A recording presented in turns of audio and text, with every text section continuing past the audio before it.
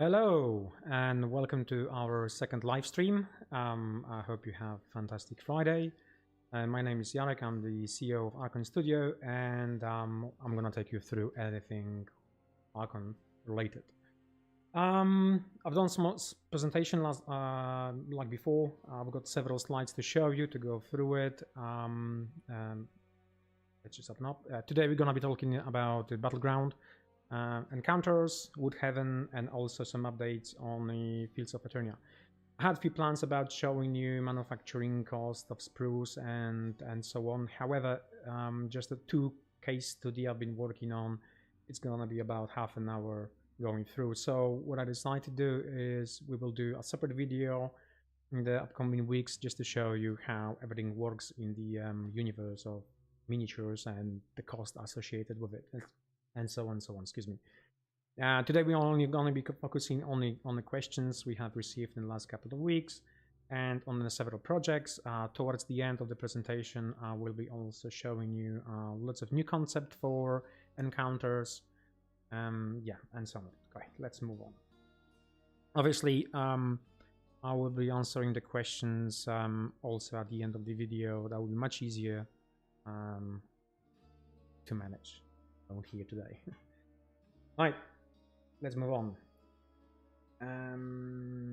Yeah, this is kind of a urgent, let's say, update. We had a small problem with shipping Woodhaven. It affected 130 parcels. Unfortunately, when we found out the issue, we couldn't recall the parcels, so they were basically shipped to the customer. It's 130 parcels affected. It's already been contained, and the idea is to ship the missing sprue.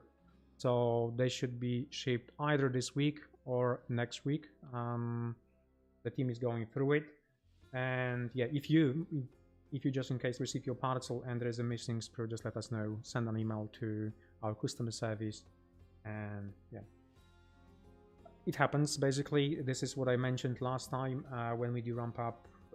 When we release the product, normal situation when you release the product to retail, you will usually release about 2 to 3 products, which is much easier to train your staff up, and then constantly every month you can release 3 to 4 products. In our situation, because we're going from the Kickstarter to Kickstarter, we suddenly have to release 40-50 different products, and the learning curve is basically very long and stretched before the team is fully trained up to the product. So what happened here is basically they've been packing one batch, which was shipped out, was all fine, and when they moved to assembling second batch of trims, the operator made a mistake and just basically assume only one goes there. Happens. We're good at fixing things, so it will be fixed. Looking at the questions, so we have collected lots of questions. They're gonna be vary to different projects. This one is referring definitely to encounters one. The question is, will be there different or original dragons, such Orgion on Xenomorph? At this stage, no. We only made a Wyvern, which is in the encounters pack, and also Tarask. That's only 2 large models at this stage, not terrain, but as a models, large models we plan, but we never know. I mean, we have tons of different concepts we haven't used from previous campaigns. We also have lots of concepts that are being done for this campaign, and maybe we don't know. This all depends how big the projects will be. Then we could potentially introduce something big. We did that in the previous campaign when we did Phoenix. We also had it in the previous campaign as well. We also did for Rampart when we focused on some large models and we made Mammoth Walker. So stay tuned and we will see what we can do. Right, this question is also coming back several times. We had no plans to do that at this stage, right? We are currently working on the concepts for the campaign 5, so what's coming next, and some of the ideas, some of the questions you're sending to us, they basically develop into idea that we could potentially expand it and do something with it or introduce in the future. So yes, please keep sending those questions. We will see what exactly next campaign is in terms of themes. I don't want to say much about it, but we will be kind of going back to DNL 2 and DNL 1, so that should give you some idea what's the what is next to come. And yes, those kind of questions might generate a good idea. If the concept is there, if we found this one that we should have, we will definitely do it. At this stage with this campaign, no. Can we get more stretch goals for River? Yes. Okay, that's straightforward. I spoke with Tomek. Tomek is our lead for this project. He's lead designer from 2D point of view, so everything graphics, and also he looks after 3D sculpting team. And he confirmed that yes, we do have some concept for additional elements that could be linked with a river.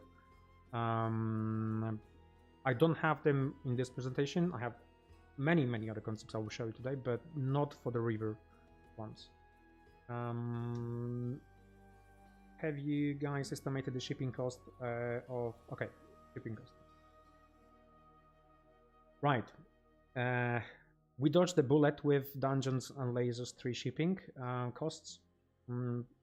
Many of you knows that there is currently shipping mayhem. I call this shipping mayhem, and costs which go sky high, mainly to petrol costs and transport costs across the globe. When we do any calculations for the shipping, we try to always assume that the cost we're giving you today, or if the cost we collected today from the suppliers, might not be exactly as they are next year when shipping starts. So obviously we cannot put ourselves on a business in a situation that we, on top of making products, we have to spend additional money to cover cost of shipping because of as it is currently in the market.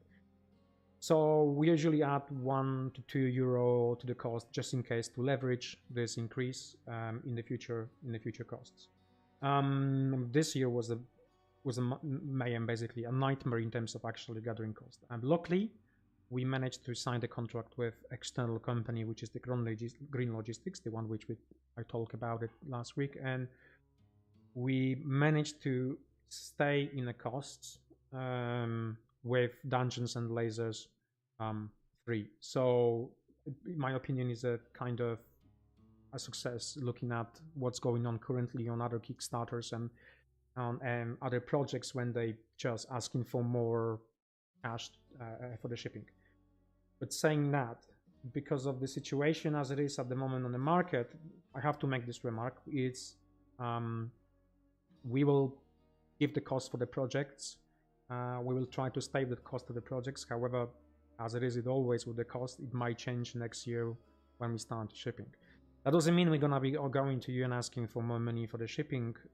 That only means that if the cost won't go down, and as I mentioned before, it's basically down to the petrol costs. So we're all hoping the petrol cost won't cost twice as much as it is now. That means that cost will be either staying on level as it is, including inflation, or it might go a little bit down. If it go down, we will make additional miniatures for you and stick them on a spruce and send you.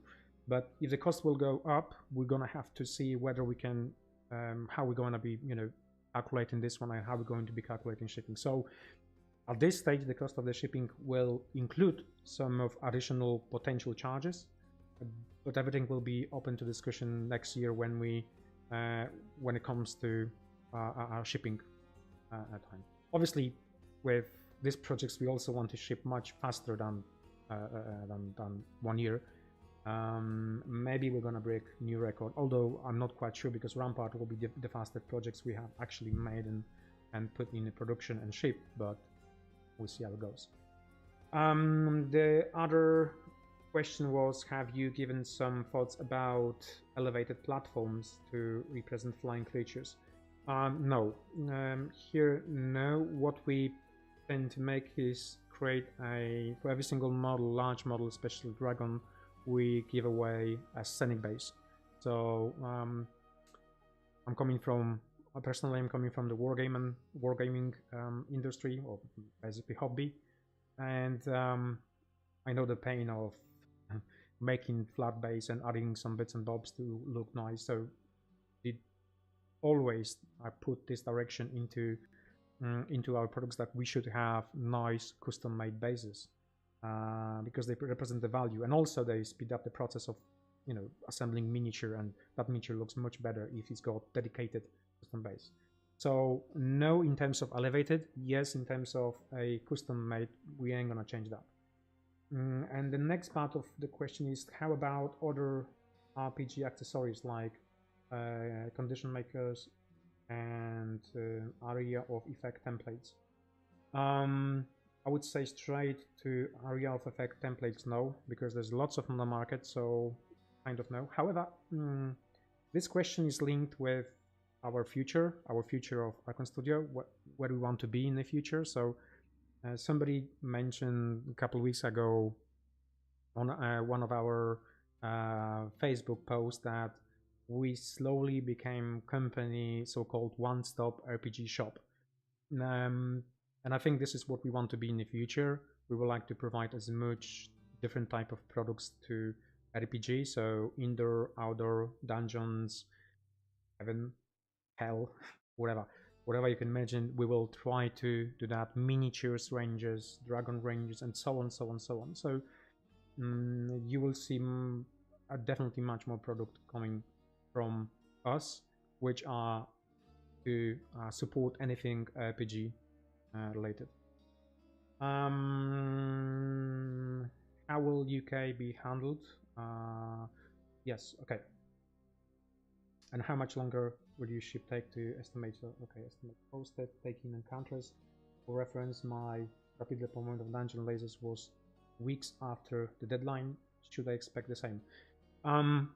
As you know, Brexit is absolutely mess from the point of view of accounting, shipping, taxes.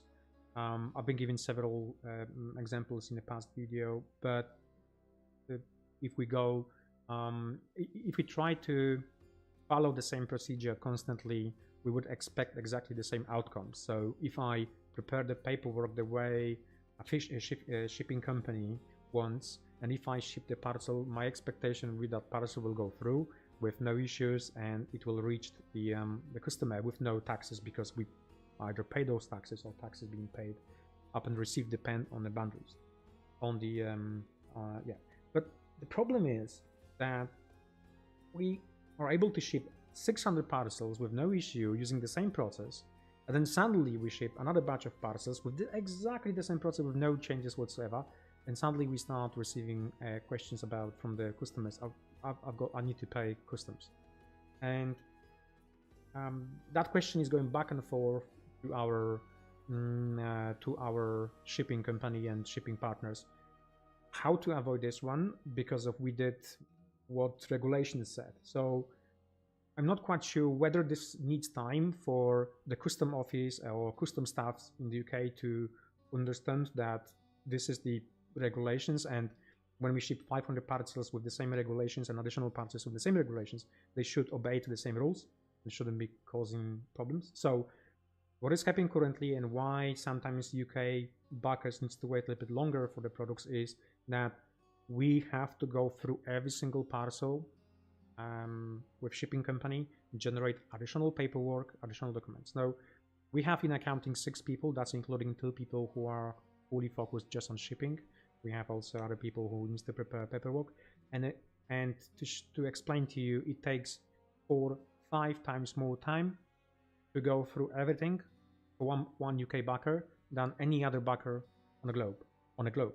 So we can ship to somebody even to Australia or New Zealand with much more paperwork and making sure that it's actually gonna go through with not that many issues as we're having currently with a post-Brexit.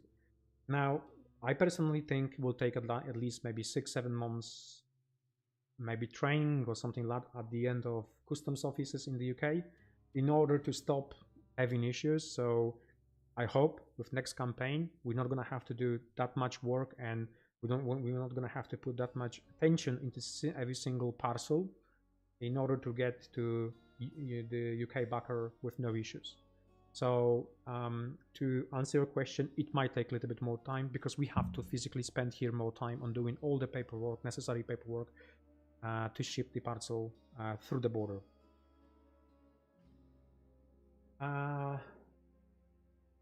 So the question is about the water, the river itself. Yes, obviously it's gonna be made in the translucent blue.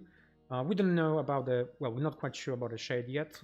That's gonna be, we will be running the test. So maybe during campaign we will be able to run the test and show you 3 different sprues with 3 different shades, and we can do some voting. I don't know. We will see. We can actually make it within 2 weeks or 3 weeks of campaign. If not, definitely gonna be something we're gonna be asking you which shade you would prefer.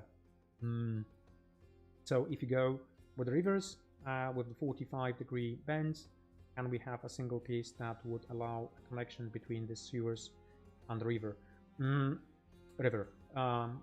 At this stage, that might be as a part of stretch goals, but definitely not as a part of the sprue. So this is basically down to how everything is made. If we make one sprue with lots of elements, so the river, for instance, you will get the same sprue, the same design times 3, 4. So effectively, if we add this one to a sprue, river sprue, you would get like 4 sewers connectors with a river, which doesn't make sense. So if we're going to make it, it will be part of stretch goals. With singular ties be included with the river tiles to make ponds and lakes as well. No, at this stage, no. One of the reasons why not is that river are not the core sets. If that was a core set, we would expand for additional tool, like we did with a sewers. However, it's not the core set, so we're looking at just one tool and multiply by several copies with your one pack. When showing what other IP companies you make miniatures for, I notice Aliens. Okay, Aliens, they are from the Aliens board game. This game was released by GF9. Very good game. Very nice miniatures. Can we get legally district Dreadnought Predator me? No.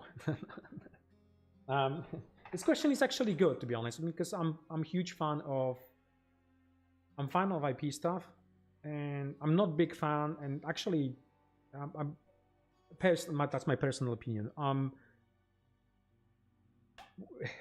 IPs are extremely important to small companies like ours, right? So we love making stuff on IPs. We've been making them for years now.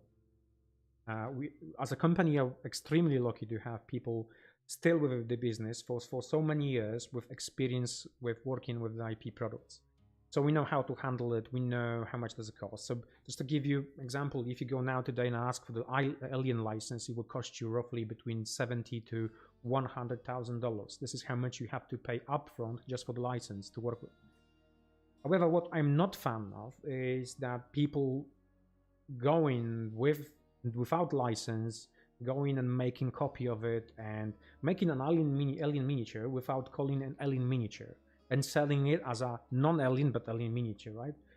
This is something which it's basically killing the business and it will kill effectively in the future business, because small companies, large companies, we're not gonna go for any IP products because there won't be no point. Because somebody else can actually do something almost copy of it and not be red-handed or caught red-handed or similar. So we're not going to be making Predator because we don't have a license for it. If we have a license, we will be doing it. But yeah, the topic about the IPs products, as you know, we have several of them. We are currently working with 2 other studios, which we haven't announced. We might get extremely great licenses in the future as well. But the topic about the license, I can expand it in the future videos. If you're interested, so drop me a line in the comments that, yeah, just do it. Is there any chance the Woodhaven Townfolk and base pack could be added to the Encounters Legacy products? Yes, with only bases. The bases pack will be part of Legacy products, but not the Townfolks. One of the reasons why the Townfolks, or the main reasons why not the Townfolks, excuse me, is that we are going to be releasing them to retail. So It might be next month or no, not definitely next month. I think it's gonna be in 2 months. They're gonna be in the stores. Yeah. Oh, that's the basis. They're gonna be included. Could a D&D style spell effect added to the package be produced? This idea actually was with Dungeon Lasers too. We didn't push forward. One of the reasons is that we didn't have technology to make this, so to make any plastic clear products. But this idea is still with us, and we will be doing it. That's for sure. As I mentioned a few pages above that, we're trying to become a company which supplies everything that you need for your RPG D&D campaigns. So yes, we will be adding more of this products in the future, and definitely in the future campaigns. Encounters base pack 2, please. I think this is, if don't get me wrong, I think this is rated to the base pack itself, exactly the same as we have with the Town Folks. If this is the question, then yes. The way we're making our products is, the way we can offer you such a good deal is because the way we are manufacturing our products. So we make them as a bundle. We make a miniature bundle, which is 5-6 sprues of miniatures, and then additional sprue of the bases, which then is copied twice or 3 times on injection machine. So in terms of encounters, we had a discussion just last week ago about having just a separate encounters base pack, and yes, it will be. Once it's fully confirmed, the content also will be added to a as additional product to purchase during the Battleground campaign. Any chance to play here miniature? I think this is the like horse, right? Something. This is also related to IP. Question which I mentioned above. We have to kind of be very careful what we do in terms of IPs. There's some elements of IP which are very restricted to, very linked with D&D, which we cannot touch and we won't because we don't have a license. There are some other elements which coming from general fantasy universe, and also lots of things being shared across different universes. So like a Tarask, for instance, like some dragons we've made, and so on, so on, so on. But anything which is fully 100% related to IP, we're not gonna be touching it because we don't have a license, and we don't want to have any issues with the license owner. Could it be possible to have an add-on for more wolves, spiders, and wisps? Wisps. Sorry for my English.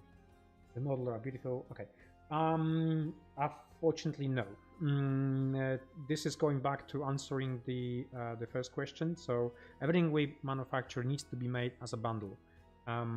Just to give you an example, and that will be on another video which I mentioned about the cost of production and so on. To make such a sprue design, sprue like that one is about $5,000 to $7,000. So if we just talking about just making a small sprue just for the walls and anything else, it will just basically cost a lot of money to do that, and I don't think we would make any profit on those packs. So what we usually do, we offer you a good deal, a good bundle, if you take everything, because then the costs are shared. What does it mean? It's we don't have to make any small things just to sell 5 or 10 of them, and so on, so on, so on. So yeah, unfortunately no. Lady Janice, yes, that's yes, that's correct. We have more ladies working in this company than gents. That's fact. We have more on the production, we have more in the offices, and we try to keep our parity. So I think, yeah, that's definitely what needs to be done. Something for Tomasz. Tomasz, please take notes. If you're watching this, make sure this is just implemented. Would you consider creating a product similar to WizKids Frameworks line for upcoming Kickstarter, or just as a product to your store? As I mentioned, about 2 years ago, we had a separate company who wanted to kind of work with us, and so on, so on, so on, and on a license. And we come up with the idea of making miniatures that are interchangeable bits. So you have your paladin miniature and then sets of 5, 6, 10 arms, and so on, so on, so on. We could do it now. There's no problem with doing it now. However, I don't think the product with the current our process will be any good in terms of usability. So most of the miniatures we provide, they are not push fit miniatures, so they require gluing. However, this year and next year we are working intensively to introduce new process, which will be push fit process, which means some of the miniatures will not require any glue, and you will be able to assemble this miniature without it.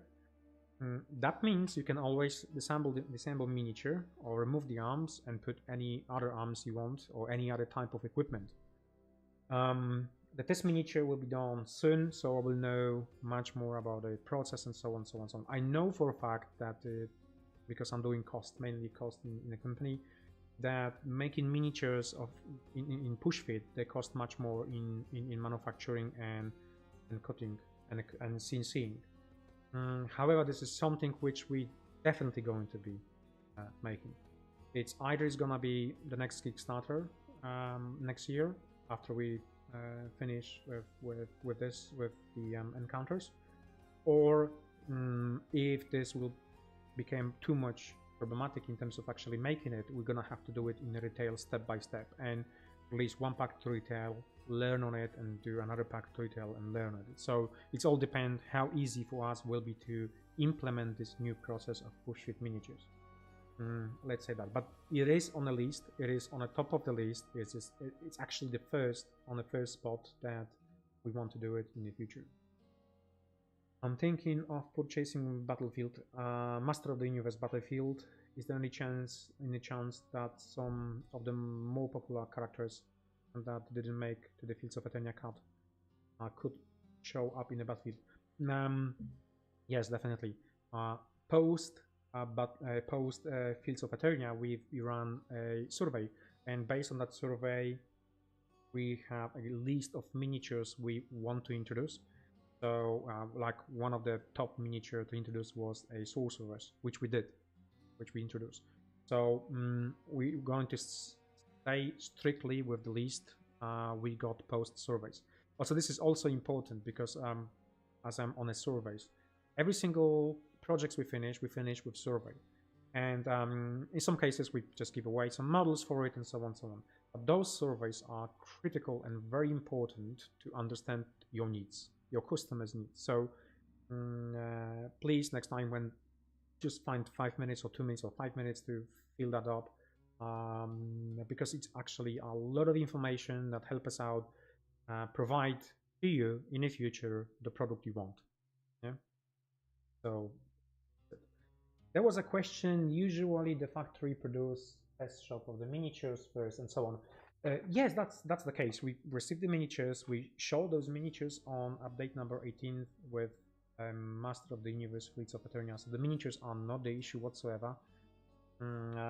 Please go and have a look on the update. So that's the final miniatures. Not the final, because those miniatures final, they are gonna be coming to us next week, which means 17th or 18th of this month, which means that at that point we're gonna be able to 100% close that topic with, you know, having them in stock and miniatures. Miniatures is not the problem in Master of the Universe. The problem is the paper content, and it wouldn't be problem with the paper content if there was no shutdown in Shanghai, which I mentioned, when we completely stopped any we couldn't get through any communication whatsoever. Luckily, the company we work with, they have a partner here in Poland, which we managed to go through that partner into Longpack to find out what's going on, and this is how this letter come through, and so on, so on, so on. So answering your following question, which was what is the current status, and so on, so on. It's basically the prototype approval. We're looking at 1706, so this month, to have like final prototype approved, which means it's a green light for production to start making the product. How long does it take to manufacture the board game in the quantities we want? It all depends on the size of the factory. It all depends on how many how many people they can actually assign to the product, and so on, so on, so on. So this is the information we basically need once we have fully set in stone the prototype approval. There's a couple things what I need to mention. This is a product which we make on license. So you have to understand a couple things about this. Is it's not my product, it's not our product, it's the license. Licensor needs to also give us approval on the product to actually put, you know, a button to production. So every single step needs to be there. So I need to have in my hand the prototype. I need to send that prototype out to approval. They need to check the components. They need to make sure the quality of the components are fine. We need to check all the regulations. Even now, for Battlefield, for instance, we are finishing all the lab tests and everything else which is required basically for the products to be in some other countries, released in some other countries. That will also happen, but in general, there's lots of many steps which we don't talk about because we don't found this. Well, it might be taken as an excuse. So it's no point of talking about those things which we know they will come, but we need to gather, you know, have to wait for the data from the manufacturer to tell us, okay, guys, this is the timeline, and with the current conditions with COVID and everything else, this is the timeline we can give you here or there, and try to book a shipping to Poland ASAP. The next question was the announcement of the immediate release of Battlefield surprised us all. Why was it done in the middle of the Field of Eternia campaign process? Okay. Let me just explain this that way. Field of Eternia, the original release date was March.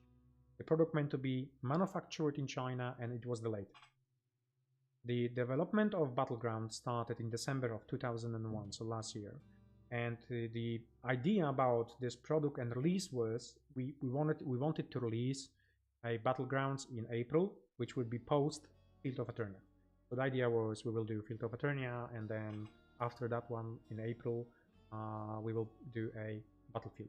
However, the situation happens that the Fields of Eternia became delayed in manufacturing, and in the same time in January, we were building the inventory for this release. So from the January and March, we built up inventory for the release of the board game, the Battlefield, and we couldn't do anything to stop that release. Otherwise, I would have a massive warehouse of stock, which we no logic to actually keep it in the house. So we decided to go ahead and release that one in April as it was scheduled. This is also going back to that previous presentation when I talked about that the Battlefield was manufactured in Poland. So we had massive 100% control over the product, from miniatures, from terrain, from boat, from packaging, and everything is basically 90% of the product is made in house. And we only take some bits on bobs of prints which they come into us from external source. However, the boxes, the board, the miniatures, everything is made here.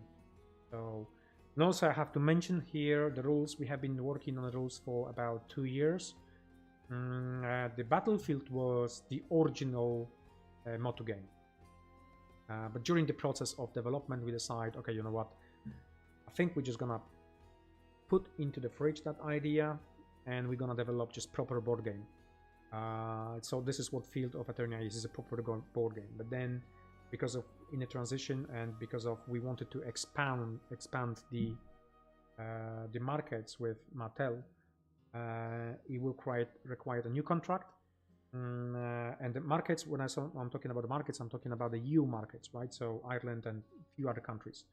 And that also required a new product. So the idea about the developing a new product is really coming from that we need that new product to be released in order to actually get more markets.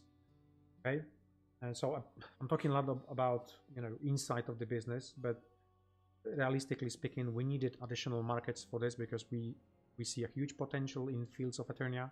We see huge potential now in the Battleground, and we needed basically to prove that we're gonna have a great potential product that will last for many years in order to extend our license. And that's why the Battleground, that's why I release in April, which collide obviously with Field of Eternia, which is delayed. And the following question from guy of the 80s is Field of Eternia 100 produced in China? Yes. And there's no parts of that game which is produced here in Poland. Everything is produced in China. Why? Because of costs. Why? Because of we have signed a contract long time ago, because we have paid for manufacturing upfront, and so on, so on, so on. Even if we would like to now move to Poland, this manufacturing, we wouldn't be able, because we wouldn't get any money back from manufacturer. Then definitely with this market conditions as it is with the raw materials, we wouldn't be able to hit the costs per unit. So at this stage, the only solution is to wait. Luckily that the shipping containers are going down in terms of costs. Additional, that's also very good. That we're gonna be definitely hitting the targets in terms of costs of shipping. So there is no changes here whatsoever.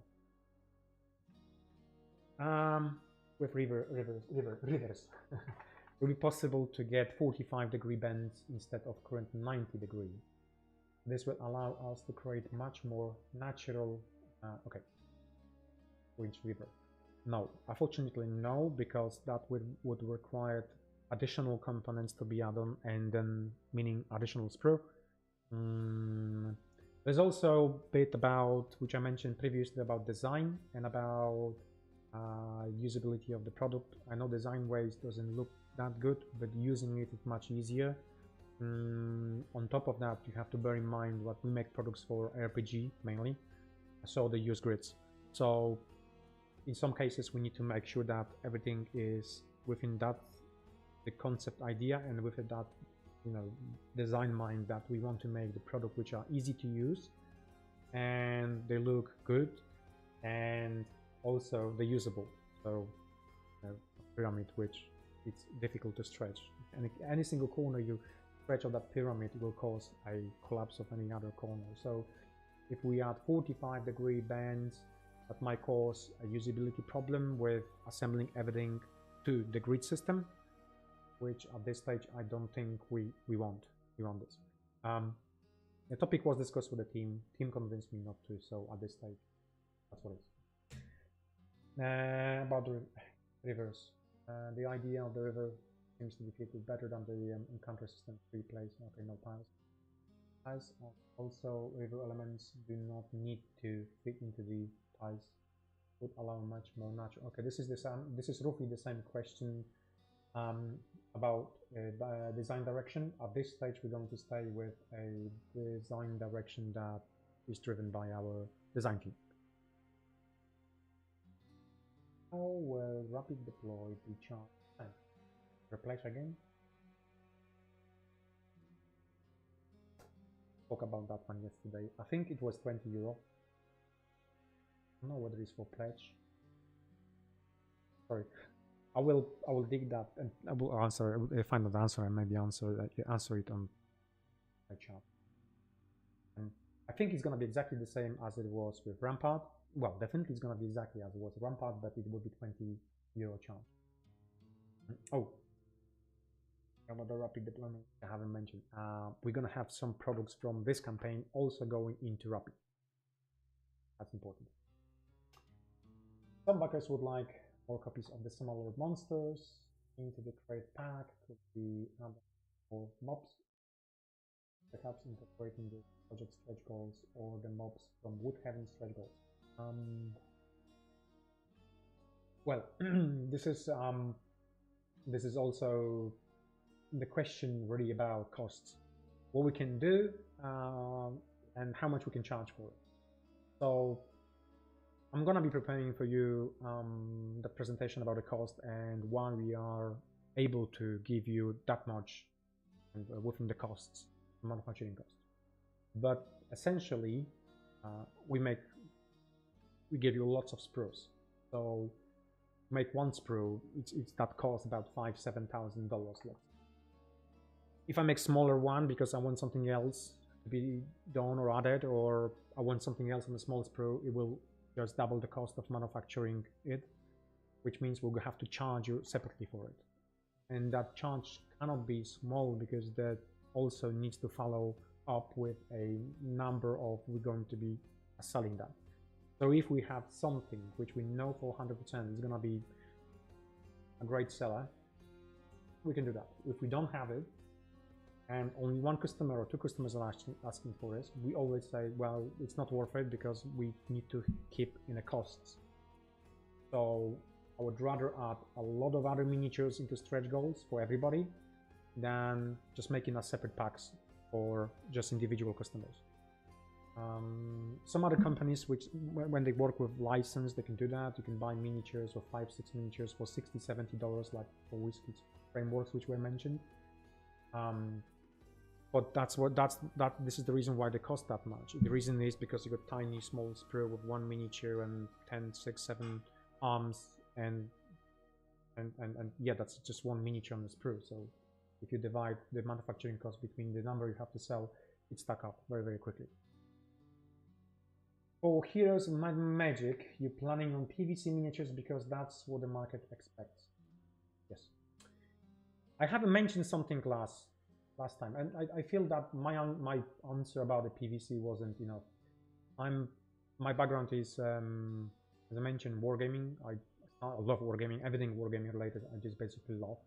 And my personal opinion, and this is again my personal opinion, which is not affecting the way the business is run, is that good miniature is the miniature on a sprue. That's what I think. I've been playing many war games, and anything less than sprue war game, not for war game, it's no go for me. I don't found PVC miniatures to be good in any way for war game. It's a cancer. It's basically cancer for war game. That's my personal opinion. My personal opinion does not affect the way the business is run, the way that customers' expectations are, and so on and so on. So just wanted to clear that out because on the previous stream I haven't been fully I haven't fully explained my thought process about the PVC. PVC is dominated, basically PVC manufacturing dominated board games, miniatures, right? So no fact. That's the fact. And PVC miniatures can be only currently manufactured in China. There is no way to manufacture that one in Europe. There's no way to manufacture anywhere on the globe within the costs like you're gonna get in China. So if you've got one product which contains 150 miniatures, you're looking at $20-30 manufacturing cost just in China. If you want to make it exactly the same in anywhere in the globe with the materials which you cannot use, there are some other additives you can use for PVC in order to get it to work. You'll be looking at double, maybe triple that cost. So yes, we could make in Europe PVC, well, whatever. Try to make PVC with the available materials, but the game will cost $200 or $300. Nobody's gonna pay for that. Have you tried any Bandai entry grade model kits, and have you considered making miniatures that are easy to build instead of switching to PVC? Yes, this is what I mentioned about push-fit system. Now, our team that cuts model, they're gaining a lot of experience with every single project, and I'm blown away. With the skill they have and how well they can cut miniatures. I mean, I've got the miniature which is our latest release for Battlefield and Battlefront. In general, we're looking at 5 pieces per miniature, and once you assemble this miniature, in the past, about 2 or 3 years ago, that miniature will be 7 or 8 pieces. So we're getting there in terms of design and cutting miniature into much less pieces. But next step in the line and next milestone we want to reach is basically making those miniatures push fit. So effectively, we will be offering in the future miniatures which contain 2 or 3 maximum parts with no glue needed to assemble, but they're gonna be on the sprues. That's our core. This is core of our business. We've been working extremely hard to develop this process here internally, so we just want to make sure it's there.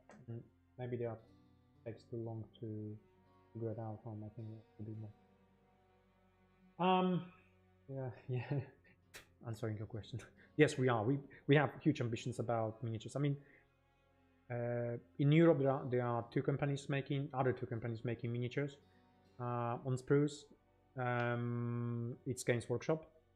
They're making fantastic miniatures, right? We need about 2 years, in development to be there, 2 maybe 3 years, because the way that they design miniatures is everything combined. Our background is resin miniatures, so we used to make great, amazing resin miniatures. But resin miniatures and making miniatures for plastic injection are completely different stories. So, as I mentioned, the team it's a transition period between resin miniatures to a plastic injection miniatures, which takes time, experience, and so on. And the team is getting there slowly, but it's getting there, which is very important. And as I said, I'm blown away with the way our team is working, and every single miniature sometimes I'm getting like, Jesus, this is Games Workshop, right? This is level of Games Workshop in some of the miniatures, in some of the designs. But we have to be honest, we're not there yet to go head to head with the quality of Games Workshop miniatures. Not yet. Very close. The other company which makes miniatures is Renedra in the UK. It's the company used to be owned by Games Workshop many years ago. When the Games Workshop set up its own CNC park and injection park, they decided to actually let that company go. They make miniatures for several manufacturers as well. Perry Miniatures use them. I think Warlord is also using them and so on. However, the problem they have is they use a very old process called pantography. So for them to make a tool takes about 6 months. We can make that tool within 4 days. So that's slightly different take and approach. And as we own the tooling, I can just say to you that we have a capacity to make 148 tools currently a year. This obviously gonna be expanding because we have several other customers coming to us and asking for the tools. So next year we should be able to do about 200 tools a year. Can be the option to swap the task for gaming Mac? No. At this stage, no. Task is a gift from us. It was my crazy idea, and I said, it's a gift from me. Okay, from us, from the company. That's one thing. Why not? The answer is not because of it's a gift. The answer is because of the way how the pledge manager works. So it will be very complicated to ask to select other products and so on and so on. We did that once, and of course, absolutely mayhem in shipping. So for simplicity of the project, for simplicity of our, for mental health of our packing team and accounting team, no. Thank you for the concept. Yes, please keep sending them. Absolutely keep sending them. We will see what we can do. Maybe we can just add 1 or 2 pieces, because we will have some part of clear miniatures this time around as well. Maybe we could just add a small corner or 2 corners as a stretch goal to that frame, to that sprue with clear miniatures. We will see, but please keep them coming. Could a waterfall tile be added to this set to be able to add elevation to the? I think there is. I don't think there is. If you have a look on the concept, on the previous concept I showed, maybe not the waterfall, but there is a entry point for the river, which is coming. But this idea is sent to our 2D team, and they will look at it. Okay. Dungeons, lasers. There's something I need to mention here. Very important. Oh, that's how we look, by the way. This is picture taken. This is physical stuff. Yeah. Wow. Right. Very important question, and I want to answer this because yes, we missed this. We haven't explained this one very well on the page, but I did that exercise. I just loaded up this element. It's color coded, so you can see you have 4 different elements. So if I go back now, you can see that this one here, down there, right, is basically this 4 different elements. Now, if you buy double of that level pledge, you can just easily put a circle, full circle, with those elements. So congratulations to our team, because I was asking today this question whether we can actually build a circle, and Thomas just said to me, yeah, of course.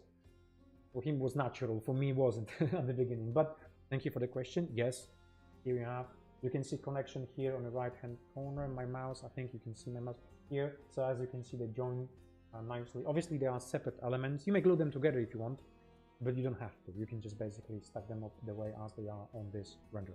So thank you for this question. If you have any more question, type of engineering question, just please keep asking them. I will try to do more.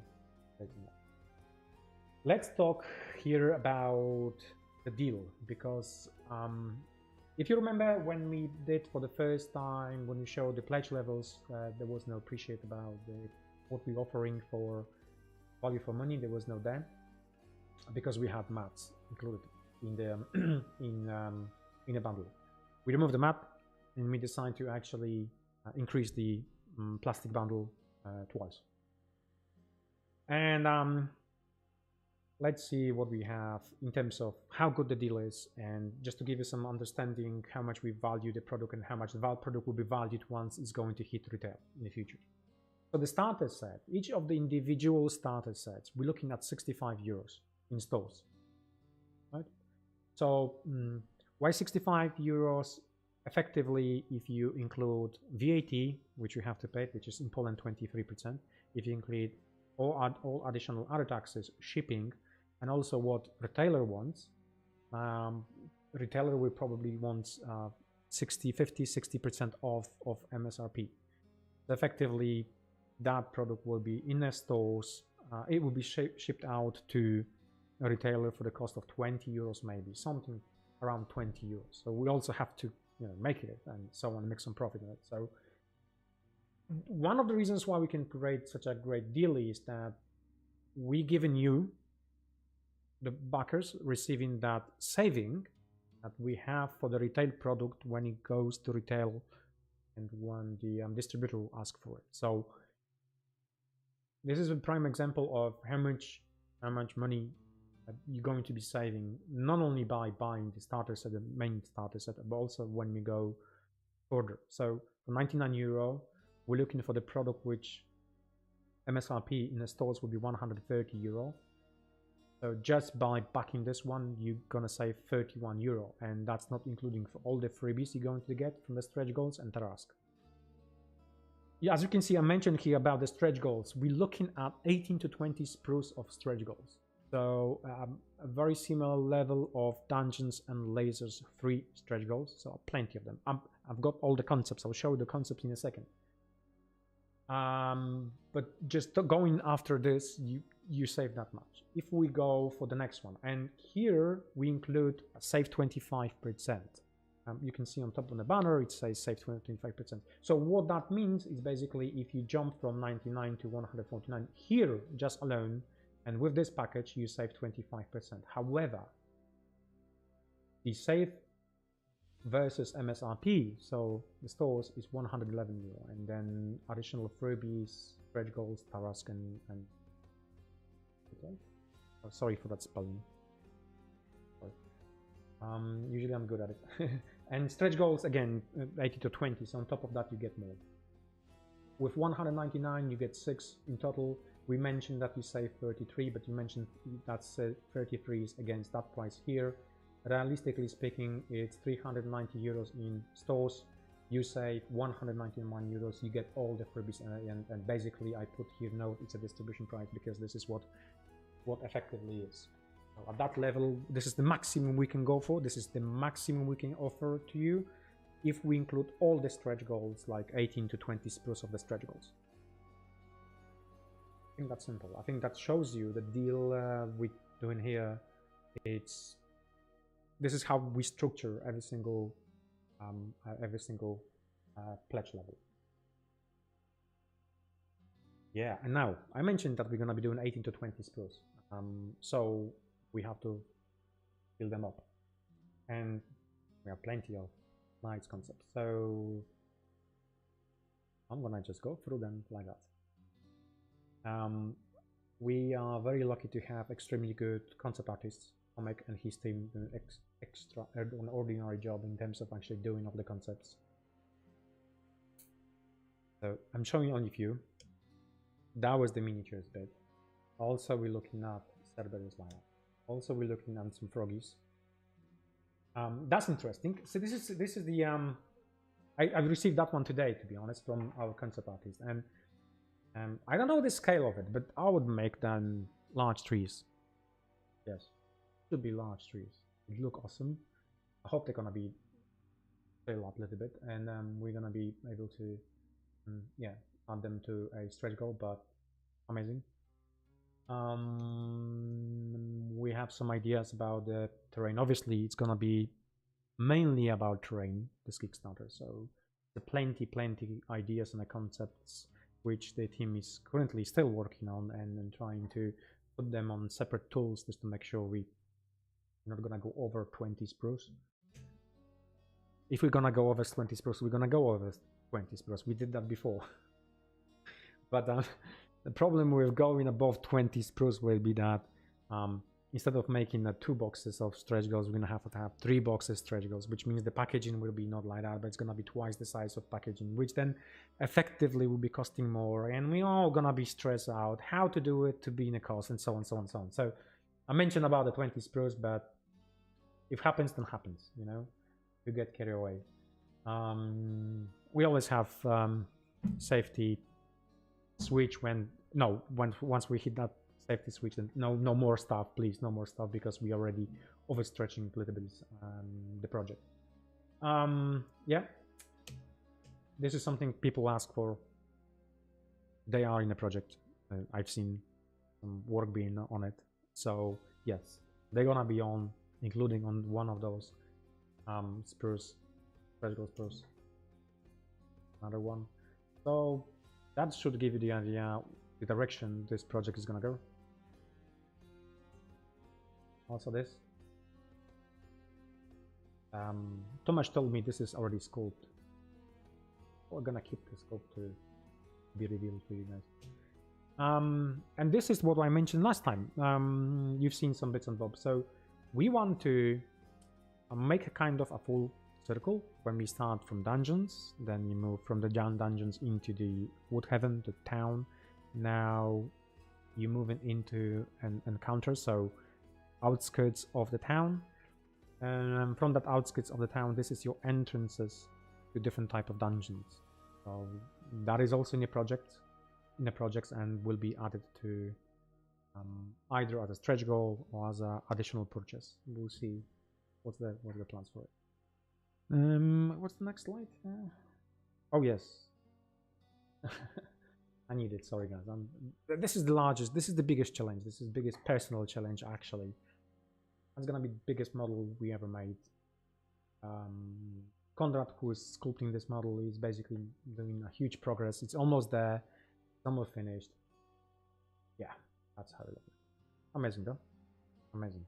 I'll keep that picture, and then I'm gonna go through some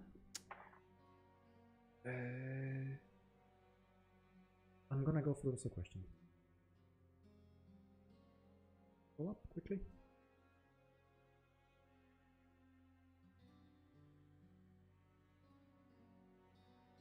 Now the question of this question is about the backing with no Tarask. No, there's no option at the moment. I'm gonna be keeping it in a project, so it stays.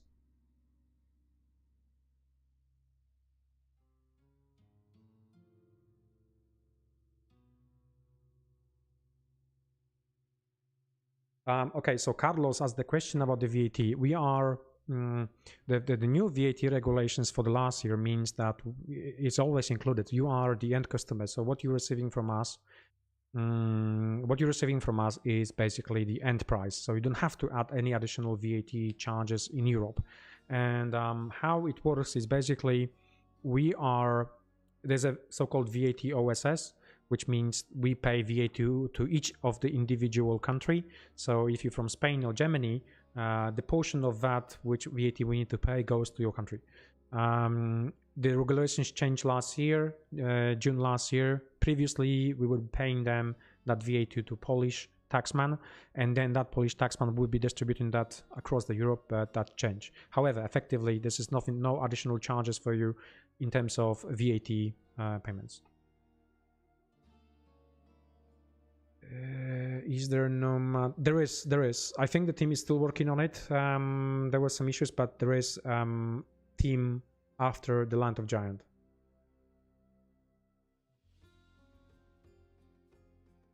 Okay, so DNL Encounters has the great boat on the Swamps Encounter. Could you please make a version of half submerged? There is. No, maybe not half submerged. There is one which is like a small bit the front of the boat, some element. I think it's added in that element. However, we not have plans to expand that idea at this stage. Any comments regarding the rivers being actual big enough for a boat? That's a good question. The size of the river, I think, is like just normal size of our tile. I need to check that one. I need to check. Maybe the boat actually fits on it. Need 45 forked river options. Yes, I mentioned this one before. Very interesting license video. Yeah, I'll do that one. I will do one because I think it's very important seeing what's going on the market and seeing how some of the companies are trying to piggyback on licenses and so on.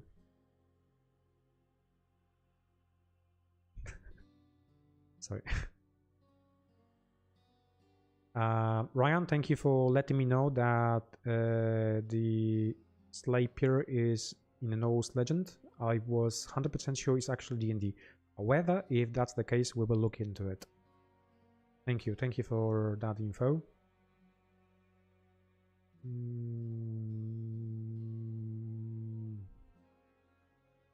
The plaster on the wall.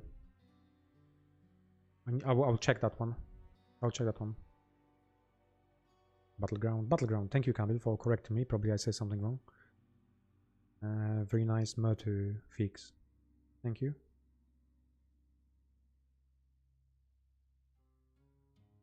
Yeah, okay, so the customers might think they know what they will buy, but reality is often different. Yes and no. I agree and disagree. When we sit down in the office and discuss about the future and what the products wants, I have my own opinion. The project manager may have other opinion. Somebody else may have other opinion.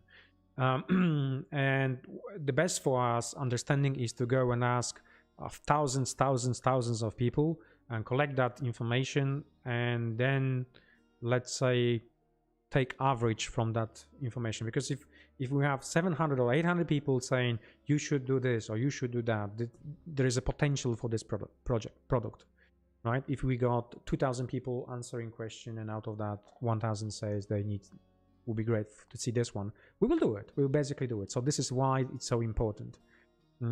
Yes, you might say some vocal customers will say I want this, but doesn't follow with other people wanting it. So yeah, we tend to not to take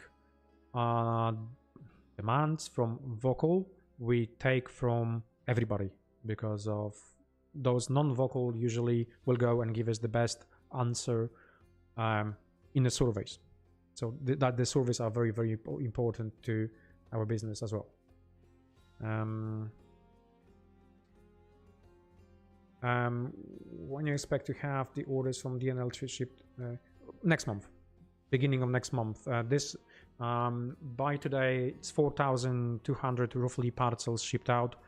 Tracking numbers being now updated into the system today. I think 900 tracking numbers were updated yesterday alone, so plenty of people should get a tracking number. But those parcels being on road already for the last couple of days.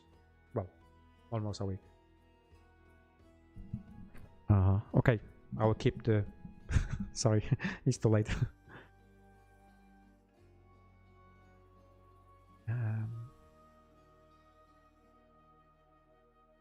Okay. Tooling a whole sprue for just the wolves and wasp. Yeah, exactly. So making a tool, it's not financially reasonable to make a tool just for the walls. I know other companies, they do that, like Games Workshop, you can buy walls from the Games Workshop, but they do that for a mass product, so you need to buy 10, 20 of them, and so on, in order to have like in your army and things like that. So in our situation, we basically wouldn't be able to break even on this kind of tools. We beg you to revisit your river concept. Thank you, Edward.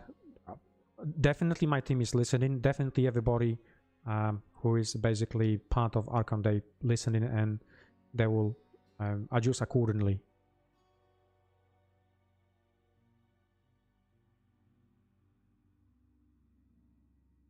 Okay. Thank you. I'm clipping Dungeon Lasers 3 stretch goals now. The cuts really are fantastic. Yes, you have to bear in mind this is the some of the miniatures in the DNL3. They are containing they assemble with 6-7 elements. Some other miniatures are 3-4. What is important to mention here that some of the miniatures been sculpted by the external source, not by our trained sculptors, because there were so many miniatures we wanted to make that. So some of the miniatures we got from external source were not 100% ready for any plastic injection, so we needed to make some adjustment, and that also means some of the miniatures we needed to cut more pieces than 2 or 3 pieces. But moving forwards from now, the team is very, very focused on making sure that we're not overextending ourselves in terms of number of parts per miniature.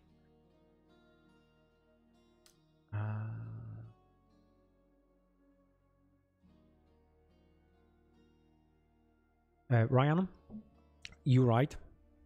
This is what my sales team always keeps saying to me, and Michał as well, project manager. We should group the miniatures into the sprues. The problem is that I don't have this sprue now, and I really don't know how many elements will be on that sprue.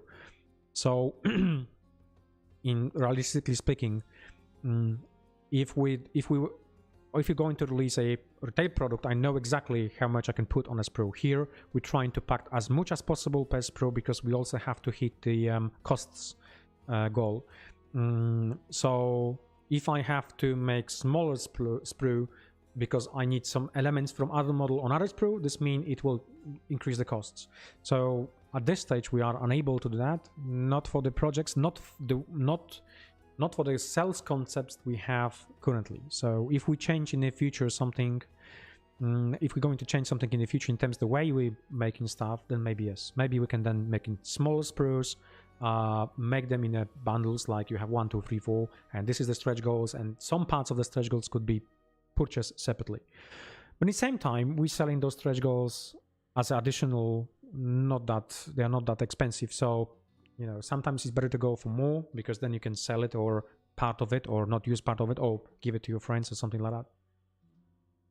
Or even share costs. You may find somebody who wants some models from the sprues, and you can take walls.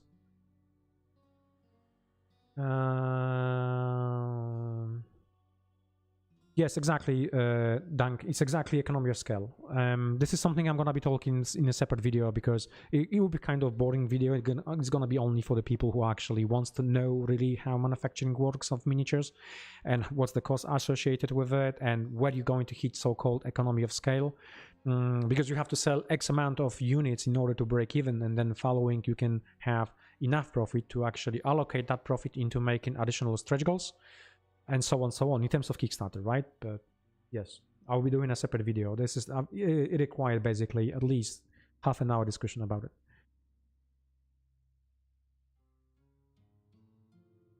Okay. Dungeon Lasers is an amazing lineup. Thank you very much. We're gonna be expanding this. Definitely, it's gonna be huge. Hey, okay, I see.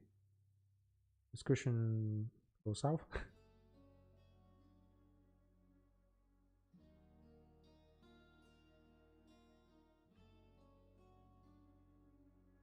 Okay. There's no point. There's no point. There's no point of. There's no point really to have a arguing about it. About we're really trying to do the best we can do for you, and also for the company, for the Archon. So we're trying to give you the best deal possible. And many people will say they want a lot and they want good deal. And some of the customers will say, no, I don't want a great deal. I just want this or that. Just make me this one, make me that one. But as I mentioned before, we need to listen to wide spectrum of the customers and what the expectations are. So yeah, there's no point really. I don't know about the cost of the mats. This is Michał, which is the project manager, which is doing very good, extremely good job on it. He will be providing the cost of the mats on a page today or Monday. Sorry for that. Okay.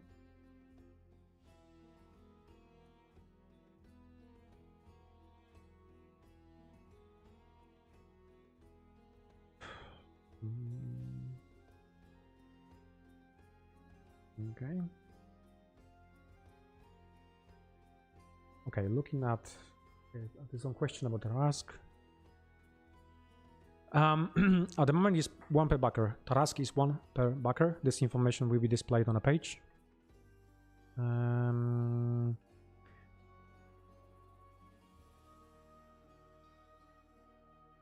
Okay, so in terms of Gavin, I hope I didn't mispronounce your name. For people receiving Woodhaven, what are missing a box. Everything goes to customer service. Customer service processing your order. Usually at this stage, because of we shipping, so there will be surplus of emails coming through. That's one of the reasons why previously I asked on my live stream not to send emails. Where's my parcel? Because you know your parcel will be shipped, but there's no need of sending email because it's just clogging up our customer service. So in general, customer service is extremely busy at this stage. They will come back to you ASAP. I think we should get answer within a couple of days, and then that will go down to production, and production will pack your parcel and you'll be shipped. So we're looking from 2 weeks to 3 weeks to receive any missing bits if they are there. How many sprues? I think 5. So Tarask will go on 5 sprues. I want that the target is 5, but as far as I don't know. I mean, the original idea was Tarask to be 45 centimeter tall, and I was saying, oh, let's make it 45. I was too excited, and that's me. I'm too excited sometimes, and then causing a lot of issues, and then I have to fix them. The Tarask meant to be 45 centimeter tall, so even bigger than it is currently. We needed to scale down to 30 centimeter tall in order to actually fit it on 5 sprues. But now looking at it, I don't know. I don't know if it's gonna be 5. I think it's gonna be 6 or 7 sprues. Which, okay, I'll take it on chin. They're gonna kill me. Okay. Okay. I'm loving working on Moto B. Thank you. Figures and terrain.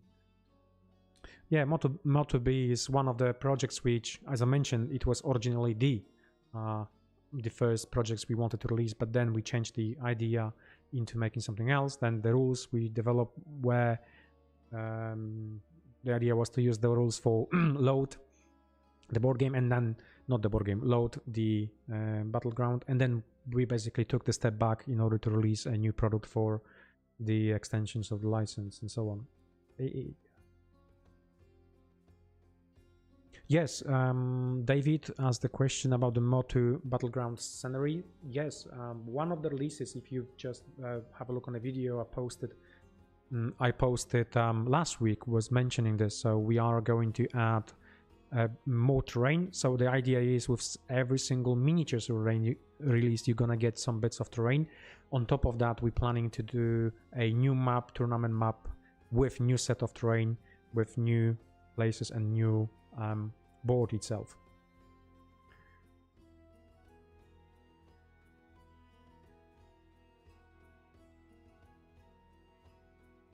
Dean asked the question, will there be any more teams for this campaign places like underwater, ocean, or volcano, for example. No. At the beginning we said we're gonna be doing only 2 teams, and within that scope of 2 teams we're gonna have lots of different stretch goals, which they're interchangeable, so you can use the stretch goal with every single one. If we move to something else, we're gonna have to think about how the stretch goal will work on underwater, for instance. So the idea is now that we have 3 teams. The stretch goals are interchangeable, and in the future when we're going to be working on more concepts or more ideas, they have to be grouped into one spectrum. So if you're gonna be underwater, it needs to be everything underwater, ocean, and so on, in order to have those stretch goals be interchangeable. Ducks.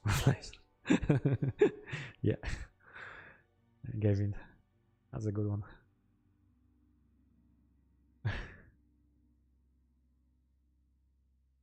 And that would be amazing. Okay. Yes, okay, so the cost of the mat is already on the page, is 20 euro. I think we're not making much profit on it, so because of it's manufactured outside, Michał was giving me that cost today is about $5 or $6 even per mat. So manufacturing only, we're talking here about shipping and paying all the import taxes and everything else, and removing VAT. So not much markup on that one in order to be just to justify giving it for free or something like that, or even exchanging. Okay. The encounters beside task and dwelling, we have some.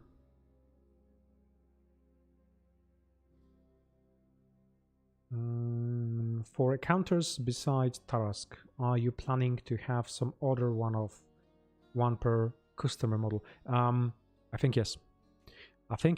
We always, when we so when we start the projects, we need to see how the project goes. If the project's going very well according to our target, according to our target trends, we always have something special prepared that we can pull from the pocket and say, okay, guys, we appreciate your effort. We seen this is doing very well. We will give you extra. We'll give you something extra. However, it needs to be 1 per backer or something like that. So exactly happened previously with Jahazal, my miniature, the ugly troll, because my team is usually just pranking me several times. I found them again, prank me on rampart elements. I'll show you one day what they did. But in general, sometimes when we have something like, oh yeah, by the way, we have this miniature, that's you, can we just give it away for free? Okay, let's do it, because yeah. Right, I think that's it. It took a little bit longer than I was expecting it to be. If you have any more questions, please drop on Discord, on YouTube, on Facebook. The next live stream, it's gonna be on Tuesday. However, that's gonna be run by Michał, and who runs the projects, and also Kamil. I'm gonna be seeing you within 2 weeks. Next week I'm at Pyrkon. Pyrkon is a convent in Poland, so if you're in Poland or if you're going to be attending, just say hello. I'm gonna be there. We can have a talk about it and show you other bits and bobs. Yeah, so next one will be within 2 weeks from me, and I should have